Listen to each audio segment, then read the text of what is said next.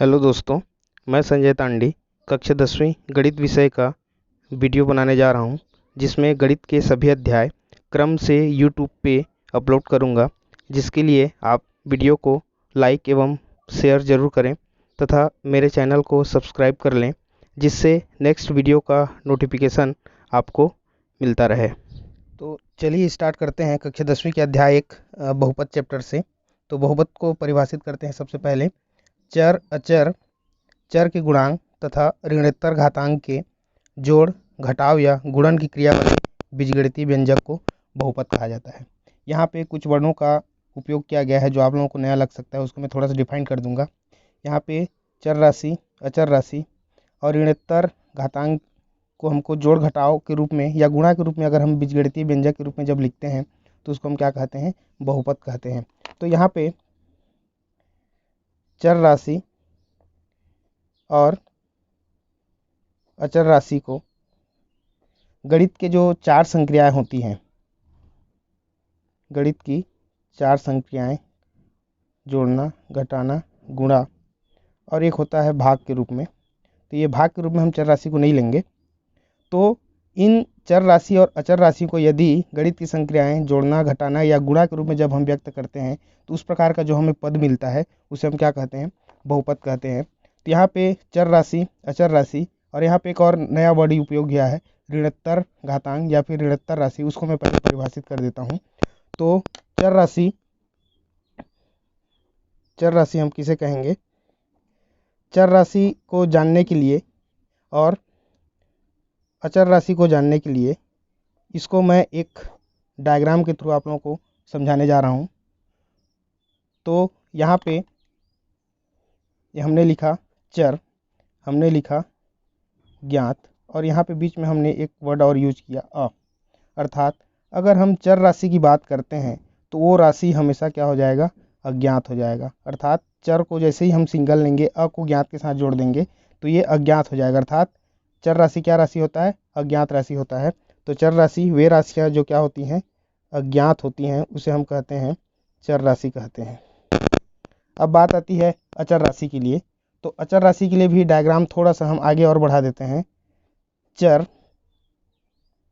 ज्ञात और यहाँ पे अगर इस चर राशि को हम के साथ अगर हम क्या कर दें? शामिल कर दें तो वो जो राशि जो बच जाता है वो राशि हमारा कहलाएगा ज्ञात राशि कहलाएगा। तो वे राशियाँ जो ज्ञात होती हैं उन्हें हम अचर राशि कहते हैं।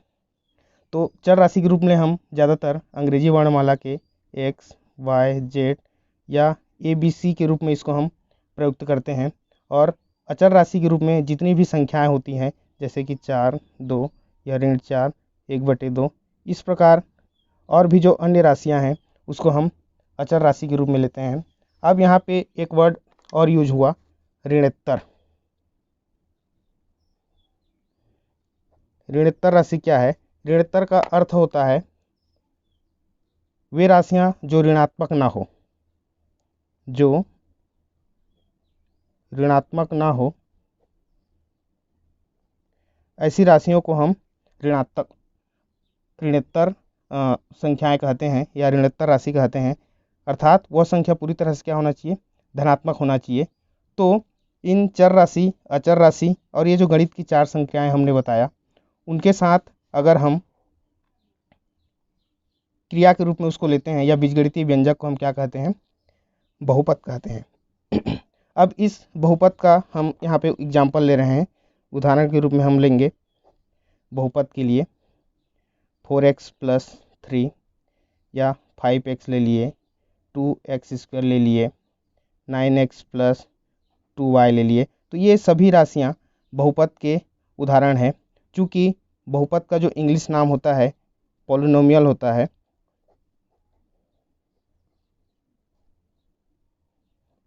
होता है, इसलिए इसको p से रिप्रेजेंट करते हैं। और मान जाए यहाँ पे देखो पहला एग्जांपल मैंने लिखा है 4x + 3। चूँकि इसमें हमने चर राशि x उपयोग किया है तो एक ऐसा बहुपद जिसमें x चर राशि है तो उसको हम इस प्रकार व्यक्त करते हैं px के रूप में। ये px बहुपद को दर्शाएगा जिसमें x चर राशि यहाँ पे उपस्थित है, जहाँ 4 और 3 दोनों क्या है? हमारे अचर राशियाँ हैं।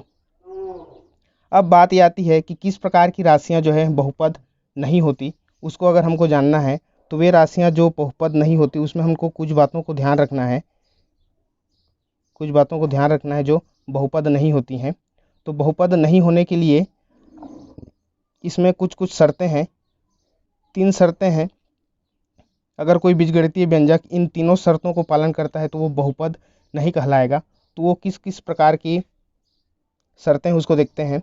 सबसे पहले तो जो भी बीजगणितीय व्यंजक है उसका घातांक ऋणात्मक नहीं होना चाहिए।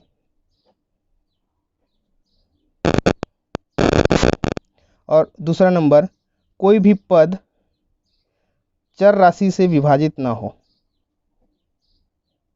कोई भी पद चर राशि से विभाजित ना हो, अर्थात किस प्रकार की संख्या है, जैसे कि 1/x हो गया या 2/x², इस प्रकार की राशियां नहीं होनी चाहिए, वो हमारा बहुपद कहलाएगा। और ऊपर में जो पहला नंबर घातांक ऋणात्मक नहीं हो, अर्थात इस प्रकार की राशियां जैसे कि x⁻², x⁻3, इस प्रकार की राशियां भी बहुपद में नहीं आएंगे। घात जो है ऋणात्मक हो गया है, घात हमेशा धनात्मक होना चाहिए। और तीसरा जो कंडीशन है हमारा, कोई भी बहुपद जो है, पद जो चर राशि होगा उसका घात भिन्न नहीं होना चाहिए, घात भिन्न ना हो, घात भिन्न न हो। अर्थात जैसे कि एग्जाम्पल हम ले सकते हैं वर्गमूल x। वर्गमूल x इसलिए क्योंकि x को हम 1/2 के रूप में भी लिखते हैं, वर्गमूल x को। तो ये जो राशि है x घात में 1/2, ये बहुपद नहीं कहलाएगा। अब हम आगे बहुपद की घात देखने जा रहे हैं। तो बहुपद की घात क्या होती है आगे देखेंगे परिभाषा के रूप में। बहुपद में चर राशि जो उपस्थित होता है, क्योंकि बहुपद ऑलरेडी हम जान चुके हैं कि बहुपद जो है चर और अचर राशियों का एक मिलन होता है जिसमें गणित की संज्ञाओं का उपयोग किया जाता है। तो बहुपद में चर राशि का जो अधिकतम घात होगा, चर राशि का अधिकतम घात ही पूरे बहुपद का घात कहलाता है। अर्थात वो जो बड़ी घात वाली जो चर राशि होगी वो पूरे बहुपद को क्या करेगा, लीड करेगा, बहुपद की घात कहलाती है। उदाहरण के रूप में हम देखेंगे 4x+3।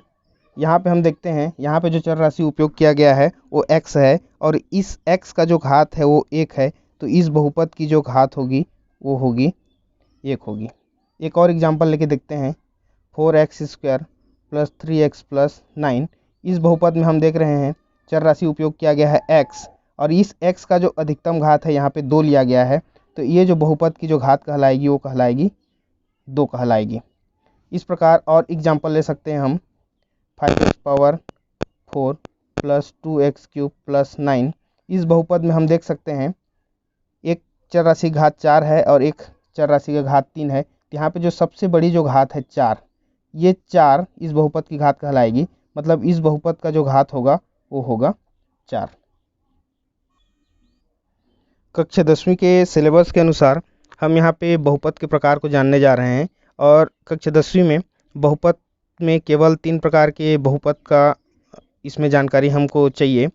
तो पहला जो होगा, पहला नंबर का, वो कहलाएगा एक घातीय बहुपद, दूसरा द्विघातीय बहुपद और तीसरा त्रिघातीय बहुपद।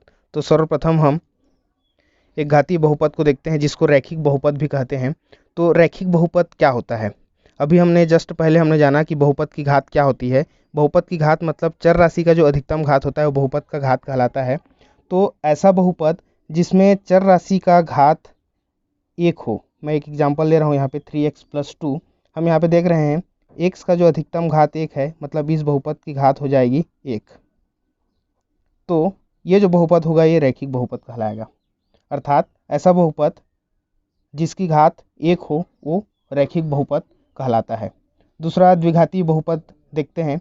इसका सबसे पहले मैं एग्जांपल लेके चलता हूँ 3x² + 4x + 9। तो यहाँ पे हम देखेंगे इस बहुपद की जो घात है वो है 2। तो ऐसा बहुपद जिसका घात 2 हो, उस बहुपद की घात 2 हो, वो द्विघातीय बहुपद कहलाता है। इसी प्रकार त्रिघातीय बहुपद में हम इस प्रकार के एग्जांपल ले सकते हैं तो यहाँ पे जो चर राशि का जो अधिकतम घात है 3 वो बहुपद की घात कहलाएगी। और यदि किसी बहुपद की घात 3 है, बहुपद की घात 3 है, तो वो जो है त्रिघातीय बहुपद कहलाएगा। इसमें एक बहुपद और देख लेते हैं, अचर बहुपद। अचर बहुपद मतलब ऐसा बहुपद जिसमें चर राशि का घात शून्य हो, चर राशि का घात शून्य हो, वह अचर बहुपद कहलाता है। अर्थात उस पद में चर राशि उपस्थित ही ना हो, वो जो है अचर बहुपद कहलाता है। जैसे कि हम एग्जाम्पल ले सकते हैं, 5 ले सकते हैं, 5 ले सकते हैं। 5 कैसे ले सकते हैं, इसमें 5 गुणित x पावर 0 लिख सकते हैं, अर्थात 5x0। यहाँ पे हम देखते हैं कि x का जो घात क्या है वो शून्य दिख रहा है हमको, तो ये जो है अचर बहुपद कहलाएगा। अगला हम देखेंगे इन बहुपदों को जोड़ना, घटाना और गुणा देखेंगे। तो सर्वप्रथम हम पहले नंबर पे देखने जा रहे हैं बहुपदों को जोड़ना। तो बहुपदों को जोड़ना सीखने के लिए सर्वप्रथम हम दो बहुपद ले लेते हैं। और वो किस प्रकार के बहुपद हम लेने जा रहे हैं, वो बहुपद इसके पहले जो हम देख चुके हैं, द्विघातीय बहुपद का दो उदाहरण लेकर मैं समझाना चाहूँगा, बहुत ही ध्यान से देखेंगे। सबसे पहला एग्जाम्पल मैं ले रहा हूँ 5x² प्लस 9x माइनस 7, ये एक बहुपद हो गया। और दूसरा बहुपद 3x² माइनस 4x प्लस 3, इन दोनों बहुपदों को हमको जोड़ना है। तो जोड़ने के लिए सबसे जो पहला जो खास नियम होगा, जिसको हम नोट के रूप में लिख सकते हैं, पहला नोट क्या होगा बहुपदों को जोड़ने के लिए, पहला नियम तो ये, बहुपद में हमेशा